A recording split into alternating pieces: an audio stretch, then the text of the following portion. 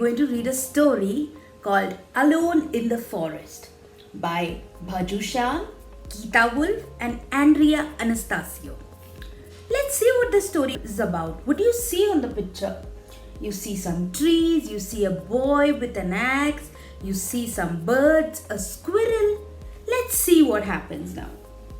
When Musa's mother fell sick one day, she couldn't go as usual to fetch firewood from the nearby forest. "Don't worry," said Musa. "I'm grown up now. I'll get the wood." Musa slung his small axe over his shoulder and set off humming.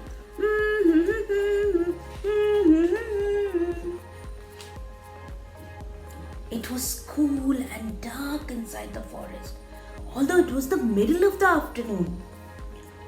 Musa picked his way carefully through the thorns and bushes, looking for the right twigs.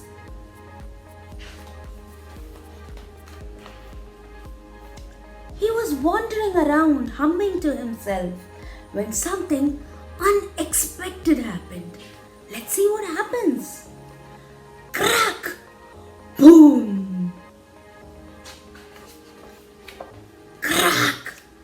Can you see all the birds flying away here? What happened? What is that sound? Out of nowhere, a great noise came crashing through the trees. Musa jumped. What was that? He started to tremble. He didn't want to look.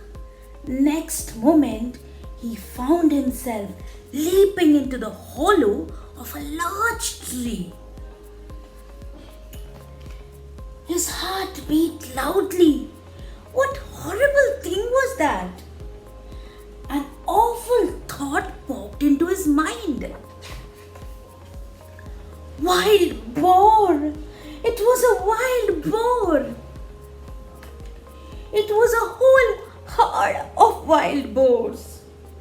He had been chased by a fierce boar once and had never forgotten it. Now wild boars began to chase each other round and round in his head. He wanted to run, but he couldn't move. He was trapped. There was no way out, and soon it would be night. Nobody would find him. Poor Musa, he crouched in the dark hole, ready for something terrible to happen any second.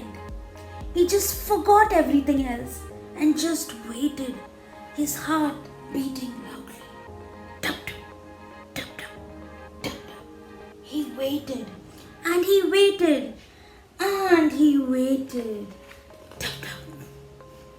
After a while, his heart stopped beating so loudly, but he still waited for a little while longer.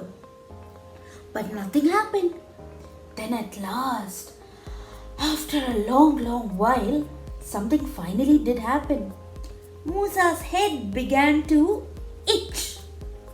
He scratched his head and opened his eyes. It was too dark in the hollow to see properly. Tiny stones were poking his bottom, so he tried to get up from his seat. But his feet were tickly and full of pins and needles. He sat down again quickly, and then the second thing happened. He looked up to see a tiny creature peeping curiously at him. It was a squirrel. "Hello," said Musa. "Where did you come from?" The squirrel ran out of the hole. When Musa peered out to see where she had gone, the best thing happened. In the bright sunshine outside, he saw a friendly face. It was a cow, ambling along, chewing something.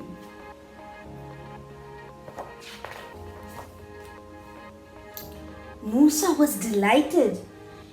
If there is a cow wandering around, he thought, The village can't be far away. He was safe.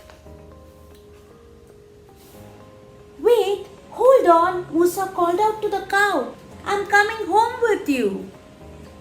And that's how Musa managed to return from the forest that day. He didn't have any wood, but he was very proud of the story he had to tell. Thank you. I hope you enjoyed the story.